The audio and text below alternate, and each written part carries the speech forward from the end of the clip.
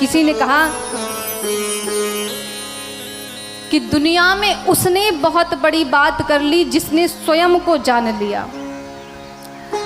हम मनुष्यों की एक प्रवृत्ति है कि हम दूसरे के जानने में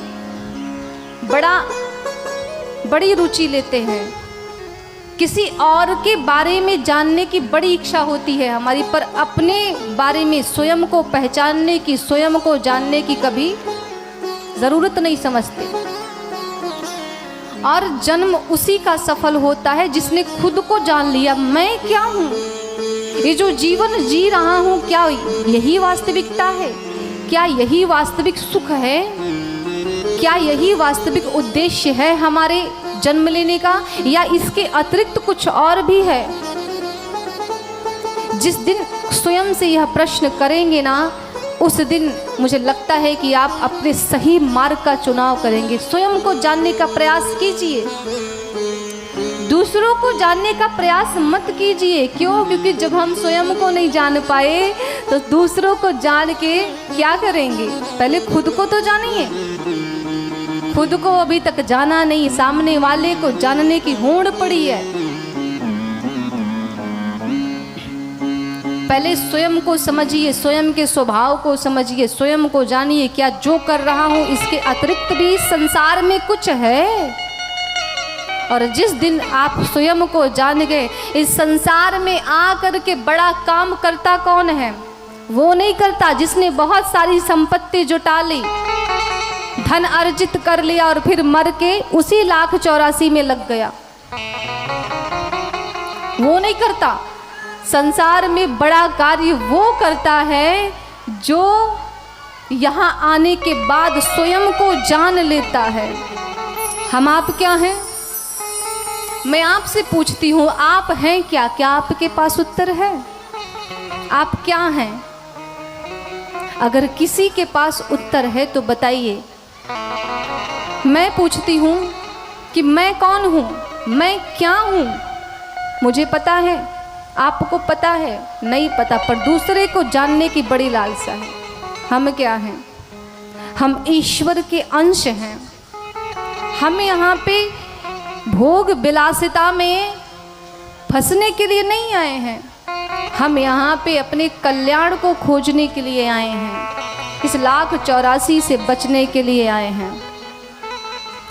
ईश्वर अंश जीव अविनाशी, ईश्वर अंश जीव अविनाशी।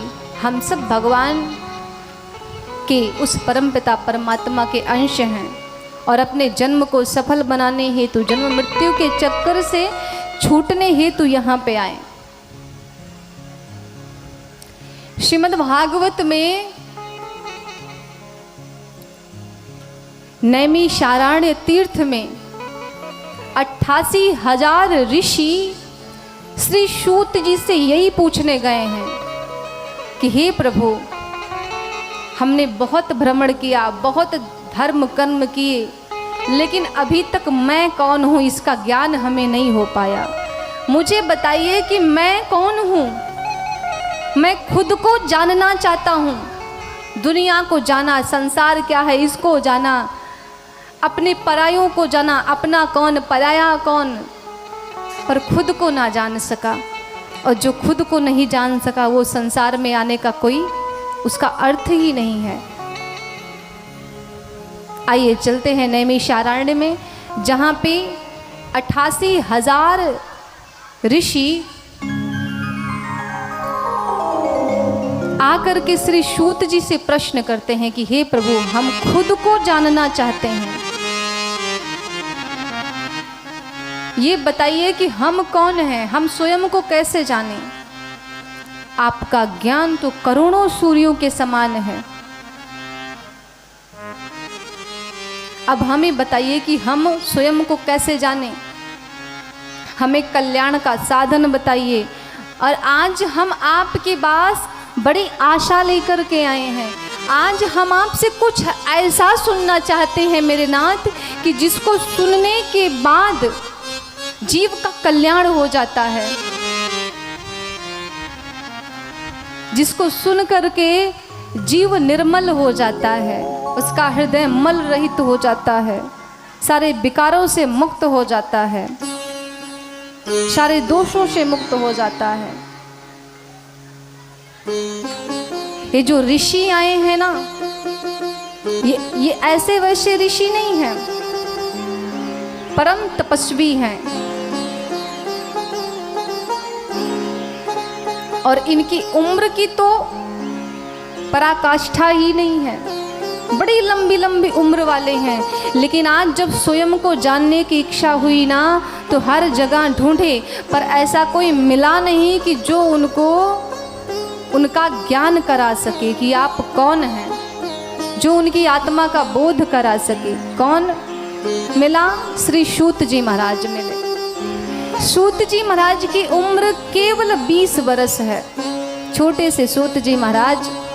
और ये सारे ऋषि मुनि आकर के सूत जी से कहते हैं कि हे प्रभु, बताइए कि हम कौन हैं और हमें कुछ ऐसा सुनाइए जिसको सुनने के बाद मनुष्य का कल्याण हो जाए। एक बात बताएं, हमारे यहाँ जब संत महात्मा आते हैं तो हम संतों को देखते हैं तो मन में कई कई जिज्ञासाएं उत्पन्न होती हैं, अपने भविष्य को जानने की, अपने भाग्य सौभाग्य को जानने की कई कई इच्छाएं जिज्ञासाएं जागृत होती हैं। जब किसी साधु महात्मा का दर्शन होता है तो हम उनके पास जाकर के व्यर्थ प्रश्न करते हैं।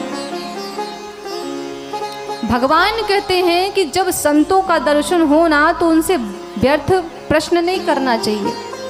और वो व्यर्थ प्रश्न कौन से होते हैं कि महात्मा जी ये बताइए हमारे बेटे की नौकरी कब लगेगी, बेटे का विवाह कब होगा, बढ़िया मकान कब बनेगा, दुकान कब बढ़िया बन जाएगी,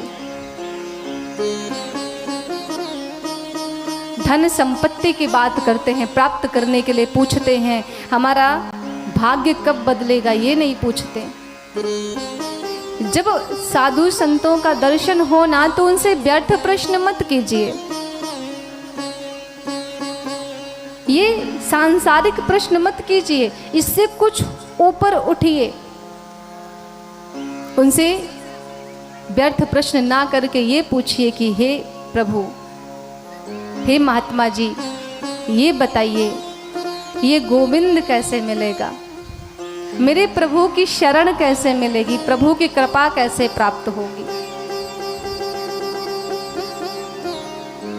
ये प्रश्न करना चाहिए संतों से, व्यर्थ प्रश्न नहीं करना चाहिए। अगर आप इस तरह के प्रश्न करते हैं तो इसका कोई अर्थ नहीं है। जैसा आप प्रश्न करते हैं वो वैसा ही आपको उत्तर देके चले जाते हैं और आप भटकते रहते हैं अपने प्रश्नों के सागर में, क्योंकि हमने इस सांसारिकता से ऊपर उठने का प्रयास ही नहीं किया। अवसर भी मिला तो भी हमने उसको गंवा दिया। किसमें? कि मेरे बेटे की नौकरी कब लगेगी, धन संपत्ति कैसे प्राप्त होगी। थोड़ा सा इससे ऊपर उठिए।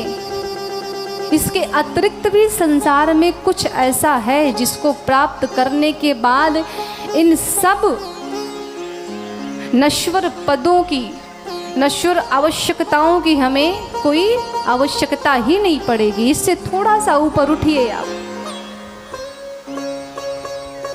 पर हम प्रयास नहीं करते।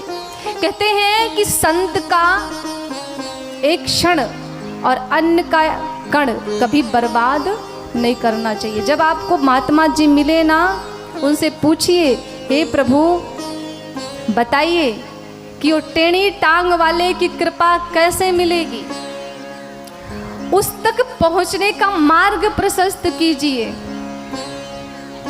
उसकी कृपा कैसे मिलेगी, ऐसा कौन सा मैं जतन करूं कि जिससे मुझे वो मिल जाए या उसकी हल्की सी झलक ही दिख जाए। क्योंकि ठाकुर जी की हल्की सी झलक दिखने से ही हमारे जीवन में बदलाव आ जाता है, उनकी कृपा हो जाती है।